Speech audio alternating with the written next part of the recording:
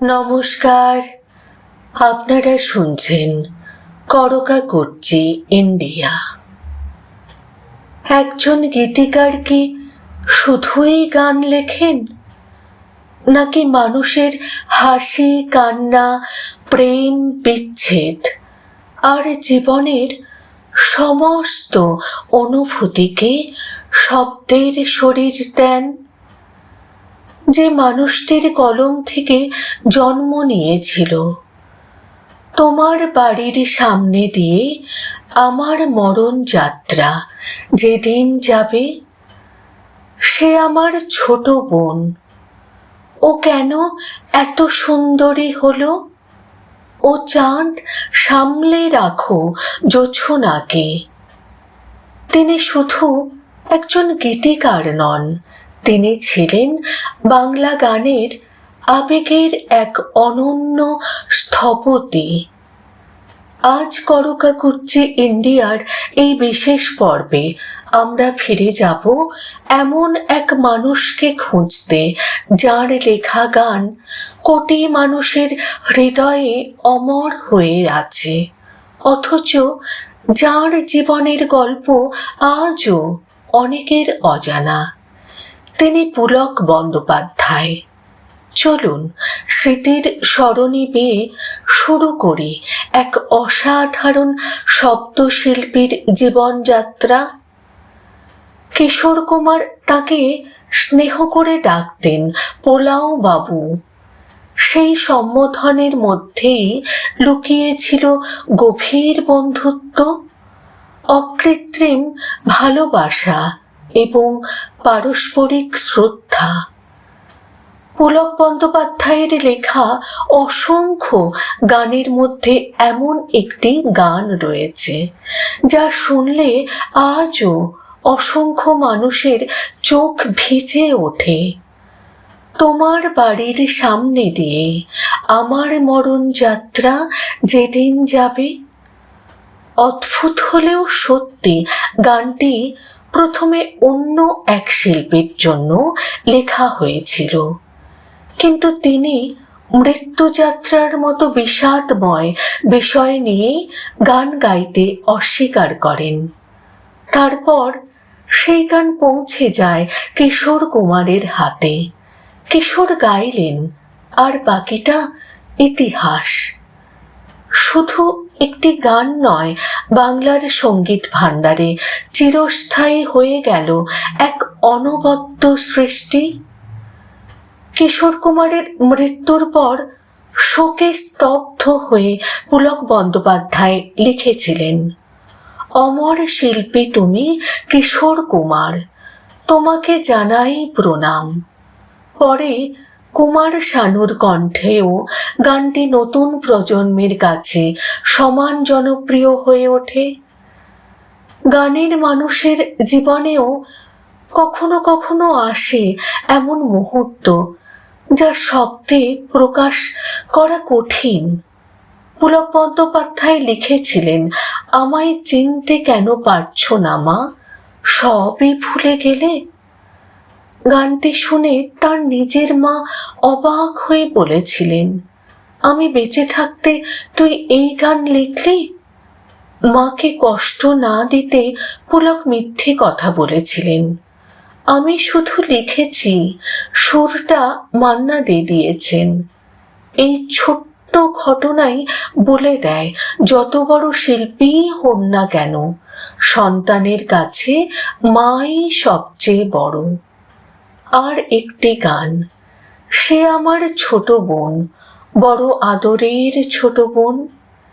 এই গান এতটাই বাস্তব অনুভূতির ছিল যে বহু মানুষ পুলক বন্দ্যোপাধ্যায়কে জিজ্ঞেস করতেন, আপনার বোন কি ক্যান্সারে মারা গিয়েছিলেন? আবার কেউ ভাবতেন হয়তো মান্নাদের জীবনের ঘটনা। আসলে এটাই ছিল পুলকের জাদু। তিনি নিজের অনুভূতিকে এমনভাবে মানুষের অনুভূতিতে মিশিয়ে দিতে পারতেন যেন গানটাই বাস্তব জীবনের গল্প। স্কটিশ চার্চ কলেজের ছাত্র পুলক বন্দ্যোপাধ্যায়।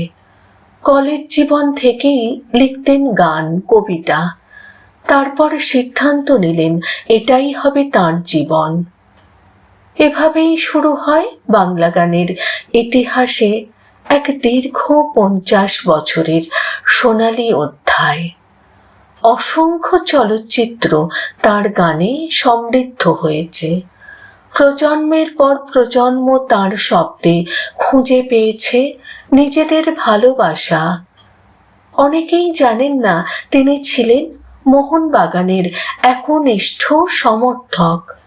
খেলা দেখতে মাঠে যেতেন নিয়মিত। একদিন গ্যালারিতে বসে বিরতির সময় একটি কাগজ কুড়িয়ে নিয়ে লিখতে শুরু করলেন। সেই কাগজেই জন্ম নিল হৃদয়ের গান শিখে তো গায় গো সবাই। পরে মান্নাদের কণ্ঠে গানটি অমর হয়ে যায়। ভাবুন তো, যেখানে অন্যরা খেলা দেখছিল সেখানে একজন কবি খুঁজে পেলেন এক নতুন গান। মান্না দে একবার বলেছিলেন গৌরীপ্রসন্ন মজুমদার তার প্রথম আধুনিক বাংলা গানের গীতিকার, কিন্তু বন্ধু পুলক তিনি ছিলেন এক ভার্সেটাইল গীতিকার, একজন সংবেদনশীল রোমান্টিক কবি। তার মৃত্যু মানতে পারেননি মান্না দে। শোকবার্তায় লিখেছিলেন, পুলকের মতো জীবন রসিক মানুষ এইভাবে মারা যাবেন এ আমার জীবনের সবচেয়ে অকল্পনীয় অনুভূতিগুলোর একটি। এই কথার মধ্যেই লুকিয়ে আছে তাদের বন্ধুত্বের গভীরতা। আর একবার এক মজার ঘটনা। ধানবাদে এক আত্মীয়ের বাড়িতে গিয়েছেন পুলক ও মান্না দে। ভুলবশত এক অন্য বাড়ির কলিং বেল বাজিয়ে ফেললেন। দরজা খুললেন সদ্য স্নাতা এক তরুণী। হেসে বললেন, আপনারা বাড়ি ভুল করেছেন। গাড়িতে ফিরে পুলক হঠাৎ বলে উঠলেন, আমার পুজোর গান তৈরি হয়ে গেছে। তারপর জন্ম নিল। ও কেন এত সুন্দরী হলো? আমি তো মানুষ। এ যেন মুহূর্তকে গানে পরিণত করার এক অলৌকিক ক্ষমতা ছিল তার। আরেকদিন সন্ধ্যার বিমানে মুম্বাই যাচ্ছেন। আকাশে পূর্ণিমার আলো। এক সুন্দরী বিমান সেবিকা খাবার এগিয়ে দিলেন। খাবারের ন্যাপকিনেই লেখা হয়ে গেল, ও চাঁদ, সামলে রাখো জোছনাকে, কারো নজর লাগতে পারে। যেখানে অন্যরা শুধু চাঁদ দেখতেন, সেখানে পুলক বন্দ্যোপাধ্যায় শুনতেন একটি নতুন গানের জন্মধ্বনি। এই ছিল তার অসাধারণ প্রতিভা। আজ পুলক বন্দ্যোপাধ্যায় আমাদের মধ্যে আর নেই, কিন্তু তার লেখা প্রতিটি গান আজও বেঁচে আছে। রেডিওতে, টেলিভিশনে, মঞ্চে, মানুষের কণ্ঠে। আর সবচেয়ে বড় কথা, বাংলার মানুষের হৃদয়ে। একজন গীতিকার তখনই অমর হন যখন তার লেখা শব্দ সময়কে অতিক্রম করে প্রজন্মের পর প্রজন্মকে স্পর্শ করে। পুলক বন্দ্যোপাধ্যায় সেই বিরল শিল্পীদের একজন। গান কখনো শুধু সুর নয়, গান হলো স্মৃতি, গান হলো ভালোবাসা, গান হলো মানুষের জীবনের নীরব আত্মকথা। আর সেই আত্মকথাকে শব্দের রূপ দিয়েছিলেন পুলক বন্দ্যোপাধ্যায়। তাকে জানাই গভীর শ্রদ্ধা ও প্রণাম। আপনাদের যদি আজকের এই স্মৃতিযাত্রা ভালো লেগে থাকে তাহলে ভিডিওটি অবশ্যই লাইক করুন, প্রিয়জনদের সঙ্গে শেয়ার করুন এবং করুকাকুর্চি ইন্ডিয়া চ্যানেলটি অবশ্যই সাবস্ক্রাইব করতে ভুলবেন না। কারণ আমরা শুধু ইতিহাস বলি না, ইতিহাসের আড়ালে লুকিয়ে থাকা মানুষগুলোর হৃদস্পন্দনও আপনাদের সামনে তুলে ধরার চেষ্টা করি। আজ বিদায় নিচ্ছি এই বিশ্বাস নিয়ে। গান শেষ হয়, কিন্তু সুর কখনো থেমে থাকে না। আবার দেখা হবে বাংলা সংস্কৃতি, সিনেমা ও সঙ্গীতের এমনই এক অনুচ্চারিত অধ্যায় নিয়ে। নমস্কার।